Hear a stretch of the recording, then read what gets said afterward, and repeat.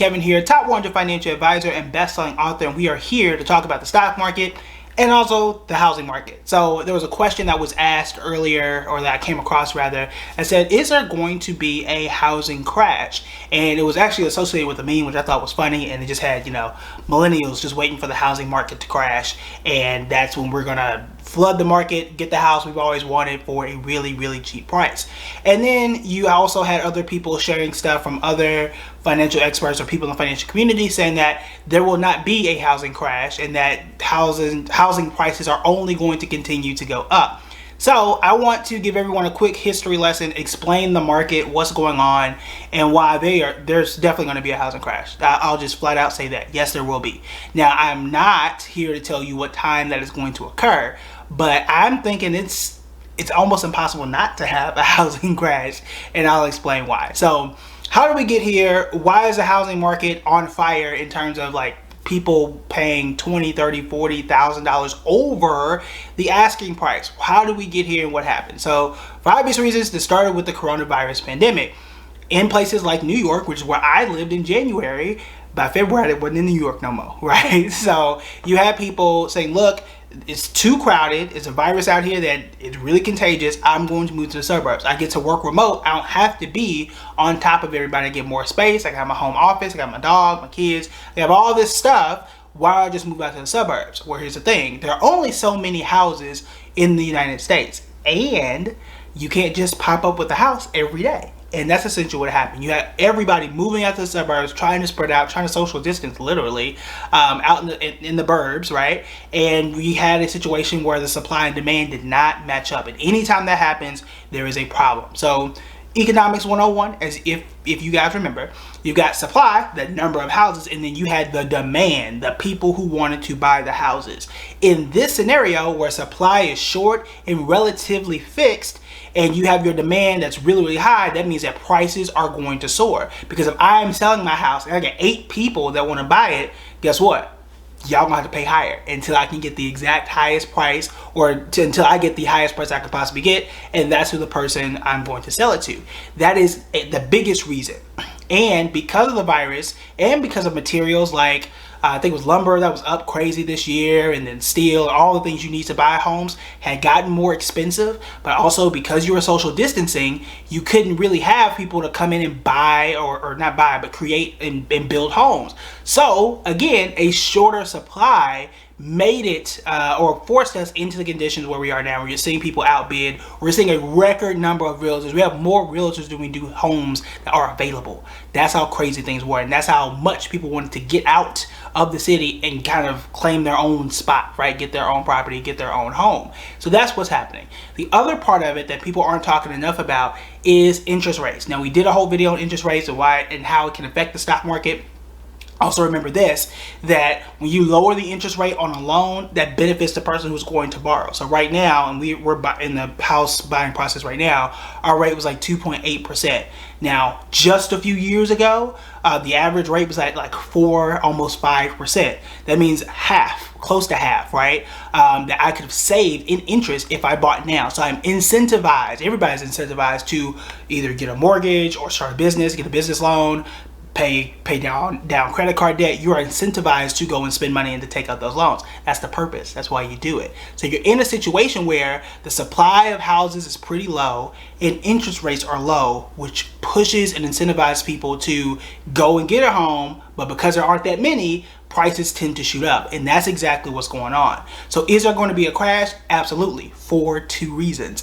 Number one, interest rates won't stay this low forever. So the person who, let's say you're selling a home for $400,000 and you've got all these people who have, who are ready and can borrow at a low rate. Well, when rates start to go up, you're not going to be as eager to buy that same home. You're like, look, well, it was cheap in 2021, it ain't cheap no more in, let's say, 2023 or whenever this may occur.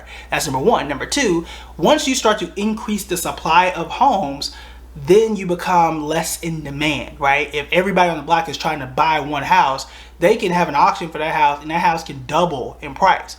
But when there are 5 new houses, 10 new houses, 15 new houses, and we can all have our own, you good to go. This problem is the exact same problem that's happening in the used car market, which we had just talked about what, 2 days ago? I think it was 2 days ago. Y'all check the video feed. We had talked about inflation. I think it was yesterday. We talked about inflation in the used car market because we have a chip shortage. We can't create, for Tesla and others, can't create as many cars as they would like to. And people, because they're buying homes, because they're moving out to suburbs, you got to drive places now, and there aren't that many new cars. That's why people are flooding the used car market, and that's why car prices are going up. It's all about supply and demand. And when supply changes, and it will, then used car prices will drop and home prices will also drop. And eventually, interest rates will tick back up at some point in time. So yes, there is going to be a crash or at least a dip. Will it be like 2008? And I don't know. I don't know if it's gonna be that bad, but it's not going to be nearly as high as what it is in 2021. So yeah, it's gonna be a crash. It's gonna be a dip. I'm not gonna go as far as say recession, but for this particular market, not the entire economy, but for those two markets, used cars and I guess used houses if you want to go there, those are the two issues. The supply is not there right now, and supply will start to increase. So yeah, you cannot continue for people to bid $20, $30, $40, $50,000 over on a home when I got plenty of homes to choose from. Again, I was in the housing market right now, right? And when we would go and look at a house, it would be gone within a day or two. You had some people buying homes from California and all these other places who are trying to flee, coming to North Carolina and other cheaper areas. Say, look, I don't need to see the house. Here's $50,000 over the asking price. Let me move in right now. That's how wild this housing market is. But if there were more houses, then they wouldn't be as pressed. Neither would I, right? So we get into these bidding wars because there are only but so many houses out there. There are only so many used cars out there. That's why you're seeing this, plus the factor of interest rates, and all those things will change in time. So yeah, this ain't gonna last forever. Housing prices will drop. You're not gonna see this frenzy for 5 straight years or 10 straight years. That would be absolutely ridiculous. People are going to build more homes. Now, since we're talking about that, I do have some stocks that you should at least look into, because even though the housing market will dip at some point in time, I don't think it's going to dip anytime soon. By anytime soon, I think it's going to be at least another 18 months or so when you still start to see a lot of this happening.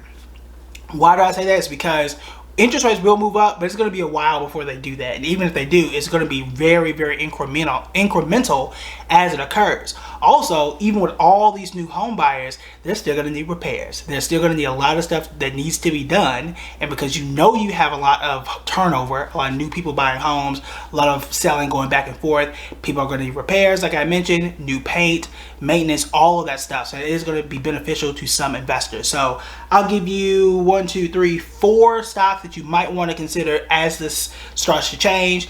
Feel free to do your own research and see where this falls into your strategy. So you got Toll Brothers. They are a home manufacturer, one of the largest in the country, if I'm not mistaken, up 93% over the past year.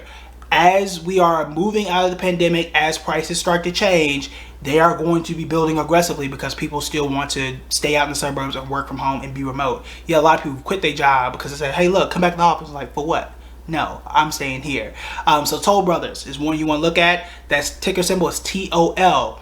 The next one, Williams-Sonoma. I think most of us know it's like the fancy furniture company. They're up 63% because as you're buying all these new homes and all this stuff is going on, some people like nice furniture.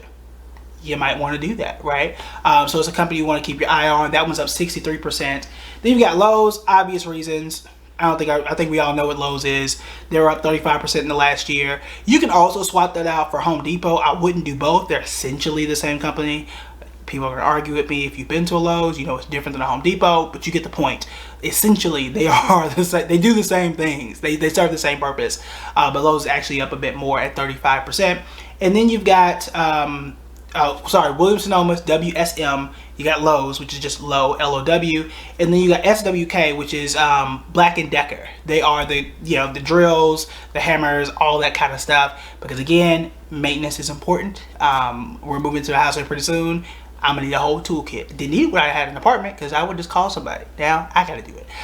So SWK is the ticker symbol there. They're up about 40% over the past year. We saw these companies really I know for a fact Lowe's and especially Black & Decker, they did extremely well because people were staying at home, doing all these new home projects, renovating their deck, doing all that kind of stuff. That's still going to be the same. That's probably not going to change too much. We are not going back to the way things were, where 100% of us, or let's just say 100% of us, were going to work every day. Whether it's 80%, whether it's 75%, or even 50%, people will be staying home more than what they did pre-pandemic. They're going to be doing Zoom meetings for a good chunk of their day. You're going to see higher repair bills. You're going to see people do more projects. And it is never just a one-time thing. Especially when you got still stimulus money and you have the child tax credit stuff coming out. Kids are still at home. It's summertime. Like, you might want to stick around for especially Lowe's and especially SWK, so the Black & Decker company. So those are 4 stocks. I did 5. Those are 4 stocks I would keep an eye on. You can throw, again, Home Depot in there. It didn't perform as well as these, but that's how you can play this as an investor. So yes, there will be a housing dip. There will be a speed bump in the housing market at some point. I doubt that it'll be this year, but it could be between now and 2025. I don't know. But it can't stay on the pace it is, and that's just basic economics. That's not like a crazy revelation, right? So do consider that. If you want to wait to buy a home, do what's best for you. Do the math is what I would tell you, because also interest rates can be more expensive. So, you can get a cheap loan now or a more expensive loan later. You can wait for a house to come down and interest rates to go up, or vice versa. So it ain't really a fun game to play, but just throwing it out there. And then you got 4 stocks that you can consider investing in either now or later. I think Toll Brothers long term is going to be even better. They're doing well now. They're not well over the last year. They've done well. The last like 3 months or so, so those are just things you want to consider. And as we start to build more homes in the near future, Toll Brothers is obviously going to be one of the biggest beneficiaries of that. All right, so that is it for me. Let me know what you think in the comments. Do you think it's going to be a housing crash? If so, when? Are any of these stocks on your radar? If so, why or why not? Or are there any other stocks that you think would benefit from this housing situation? Let me know in the comments below. Hit the like button, the subscribe button. Make sure you sign up for my free class, How to Create Your 6-Figure Investing Plan from Scratch. All right, talk to you guys later. Bye.